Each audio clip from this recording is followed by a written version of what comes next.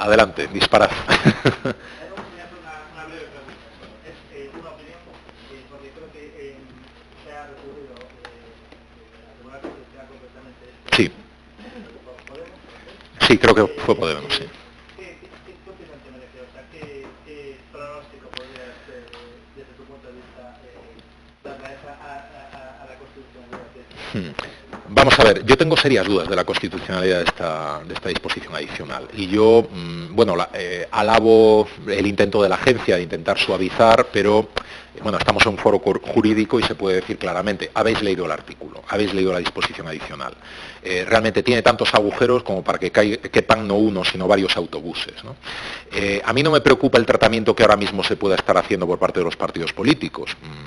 Me preocupa el que se va a hacer y sobre todo de determinados partidos, que ya sabemos que estamos en la ola del extremismo, tanto por un lado como por el otro, y me preocupa seriamente que podamos asistir, desgraciadamente, a una interpretación interesada o demasiado interesada de la elaboración. No podemos olvidar que la primera infracción de protección de datos que hubo en la historia fue la más grave de todas y antes de que hubiera ninguna normativa, que fue cuando IBM empezó a prestar sus servicios informáticos o protoinformáticos a algunos gobiernos europeos, entre ellos uno en los años 20, del cual se preguntaba, había una pregunta de lo más inocente que era ¿qué religión profesas? ¿No? Entonces la gente ahí en esa época pues decía, pues yo soy católico, yo soy musulmán, y no había ningún problema, y desgraciadamente los primeros 400.000 judíos que fueron enviados a campos de concentración, por el régimen nazi me estoy refiriendo, salió de esa base de datos hecha por una compañía americana.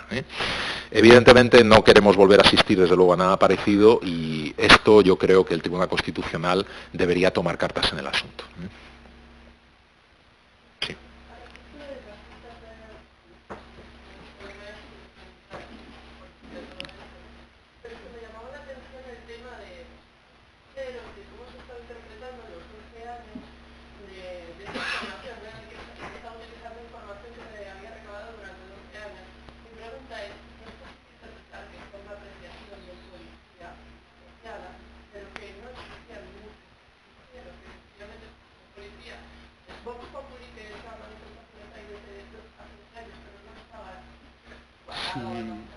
Si eso fuera, ese dato aislado en ese atestado, pues cabe ese beneficio de la duda.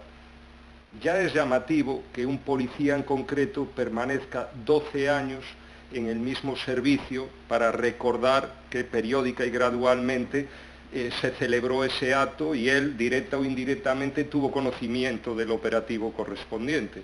Pero si eso lo concatenas, por ejemplo, con otros atestados, que antes no me dio tiempo de exponer, y perdón por la longitud de mi intervención, en el que se hace un análisis minucioso desde hace, por ejemplo, desde el año 2010, del historial de incidencias policiales de una persona, eso no queda en la memoria, ni es un solo policía.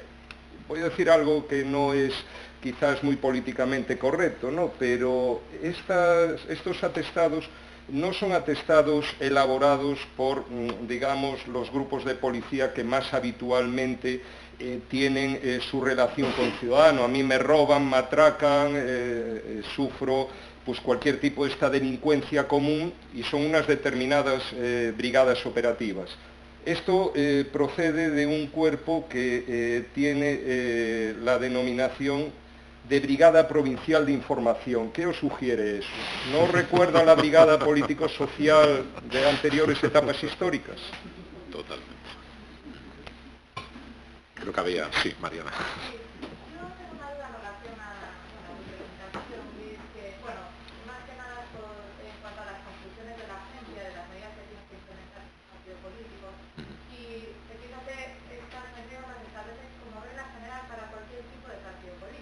Efectivamente. Yo me pregunto, ¿un partido político a lo mejor pequeños de los habitantes que realmente tenga un criterio simplemente del censo electoral y de simpatizantes muy reducidos? Entiendo que este censo electoral no determina datos especialmente. ¿Por qué tiene que hacer?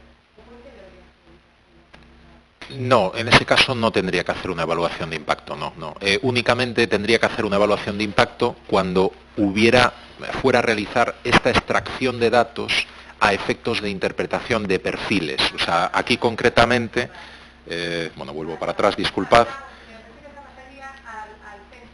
Efectivamente, no cuando se fuera. El censo electoral evidentemente no requiere una evaluación de impacto, vamos, solo faltaba. En ese caso, si no, absolutamente todos tendrían que hacerlo, ¿no? Solo aquella extracción de perfiles, es decir, tratamiento avanzado o extracción de datos, digamos, de redes, es lo que se plantearía esta evaluación de impacto. Yo había visto un artículo, una nota de prensa de la Agencia Española de Protección de Datos, salido de todo este tema, que decía, en relación bueno, era como que cambiaba un poco la versión de este articulado. Entonces, lo que planteaba era que no es que, o sea, que se prohibía a los partidos políticos el hecho de hacer campaña electoral basada en esos perfiles. Es decir, podrían analizar perfiles y luego hacer campañas electorales genéricas, pero no personalizadas y adaptadas a lo mejor al perfil concreto.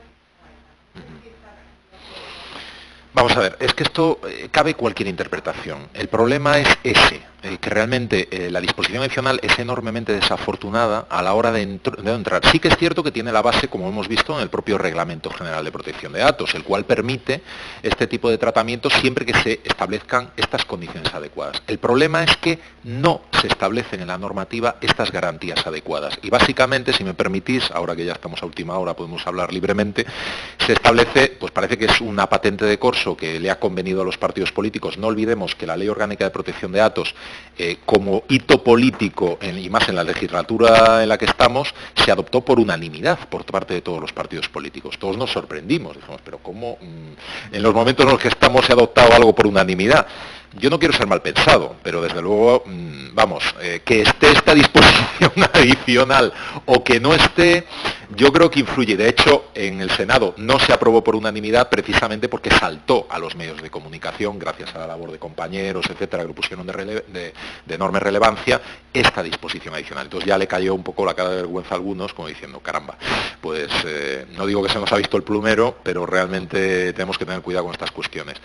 Por tanto, sí, es un tema que es muy desafortunado, la redacción es muy desafortunada, por tanto yo, y más, bueno, volviendo a contestar la pregunta antes de Diego, sí, yo me quedaría más tranquilo que fuera directamente declarado inconstitucional, como muchos estamos esperando, porque realmente, desgraciadamente, ya sabéis que los artículos los carga el diablo, y más los artículos tan genéricos y tan indefinidos como estos, ¿no? Entonces, sí.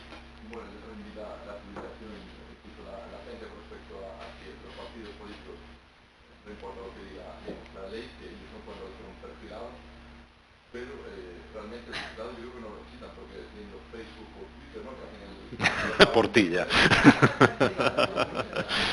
tienen que acceder a la parte de anuncios y poner qué tipo todos los datos, ¿no? Que necesitan. Y ya buscan Facebook como Twitter o Instagram. Yo entiendo que el perfilado no lo necesita, pero lo que se preguntar con respecto a las redes, a los cuerpos sociales por los partidos políticos, pueden hacer ese profiling utilizando Facebook, Instagram, Twitter.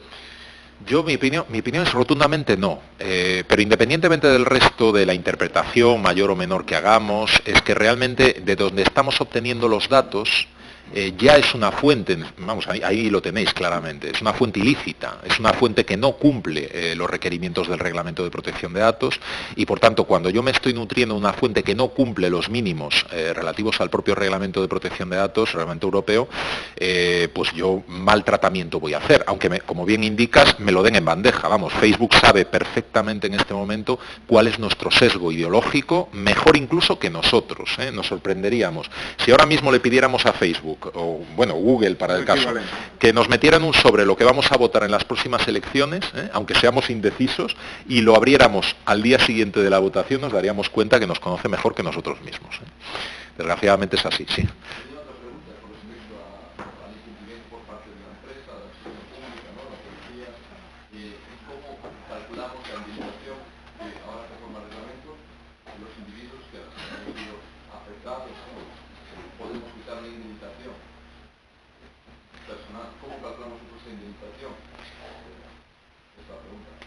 Pues es una buena pregunta. Vamos a ver, la indemnización, desgraciadamente estamos en un país en el que no existe, como en Estados Unidos, que esto siempre nos lo preguntan los abogados, oye, ¿por qué no denunciamos a la tabacalera y nos repartimos los 200 millones que podemos sacar? Pues básicamente porque aquí no hay, como en Estados Unidos, lo que llaman indemnizaciones punitivas. Es decir, en este país las indemnizaciones tienen que ser reparatorias únicamente del daño, no punitivas, ¿no? Entonces, a este respecto tenemos que demostrar claramente cuál ha sido el daño, el perjuicio. Obviamente influye el perjuicio moral, que creo, si no, vamos, ya hace tiempo que no veo la jurisprudencia de este respecto, pero creo que se valoraba en torno a unos 3.000 euros, 4.000 euros más o menos.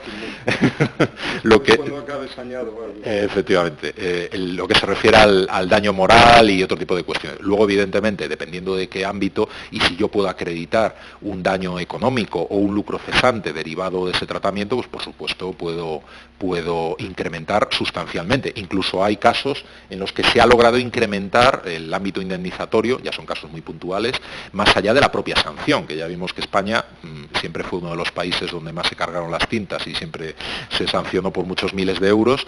Ahora ya hablamos, como bien sabéis, con el nuevo reglamento de millones. Por cierto, aprovecho para decir que a Google ya le ha caído el primer castañazo, 50 millones de euros en Francia, por falta de transparencia. Vale, yo creo que esta es la punta del iceberg de lo que realmente puede suponer, y además con el límite del 4% que puede llegar respecto a la facturación, según mi último cálculo, el 4%, esto lo hice, no es habitual que yo haga números, pero bueno, vamos a intentar, y creo que según la última facturación y la del 2007, el 4% del volumen de facturación de de Google son 3.600 millones de euros. Con lo cual 50 millones de euros para ellos tampoco supone un castigo desgraciadamente muy ejemplarizante. Esperemos a ver lo que nos trae el futuro. Antonio. Sí, quería añadir sobre la pregunta esta, bueno, hay dos premisas. Uno es el propio daño moral, que es de difícil cuantificación, y otro el daño material. Como decía Víctor, si demuestras un perjuicio concreto, cuantificable en dinero, puedes pedir ese perjuicio sobre unas bases objetivas. En términos de daño moral, el abanico es inmenso. Yo siempre, cuando surge este tema, recuerdo un caso muy antiguo que era llamado el honor de la Presley. La señora Presley tuvo un procedimiento contra una revista que publicó, no me acuerdo si un artículo, unas fotos indebidamente, accionó por la vía de ley de protección al honor, llegó incluso al Supremo, le elevaron la indemnización, ahora no recuerdo con exactitud las cifras, pero creo que se barajaban sobre unos 60.000 euros, y finalmente llegó al Constitucional y el Constitucional lo rebajó a 6.000 euros, o sea, unas oscilaciones brutales. El daño moral, ya desde la praxis como abogado, cuando tú vayas a plantear una demanda que pidas daño moral, mídete mucho si tiene riesgo de costas, porque como pidas una cantidad elevada y te impongan las costas, a lo mejor tienes la buena fortuna de que te dan una indemnización pequeña y ya está. Yo último caso que recuerdo de esto, lo tengo frente a una entidad bancaria, porque, y bueno, atañe al tema de protección de datos, porque en el CIRBE, Central de Información de Riesgos del Banco de España, insertó una información de que una persona era morosa de un crédito de 125.000 euros en concreto. Planteé una demanda judicial y en el proceso judicial no pudo demostrar la realidad de la deuda. Como no lo pudo demostrar, el juez le condenó, con costas, obviamente, a tener que dar de baja esa información del CIRBE. El acto seguido mío fue plantear una demanda de indemnización de daño moral. Y bueno, ¿yo cómo pido, cómo valoro? Porque mi cliente tampoco tenía recursos para poder decir, es que pedí un préstamo y me lo denegaron, porque era una persona de ingresos muy limitados. Bueno, pues por vía de justicia gratuita se la reconocieron, planteé una demanda de indemnización de daño moral de 50.000 y a ver qué me dan. Ya nos contarás. Otro capítulo. ¿Alguna pregunta más? O ya nos vamos a casa. Bueno, pues muchísimas gracias a todos y bueno, hasta la siguiente. Gracias.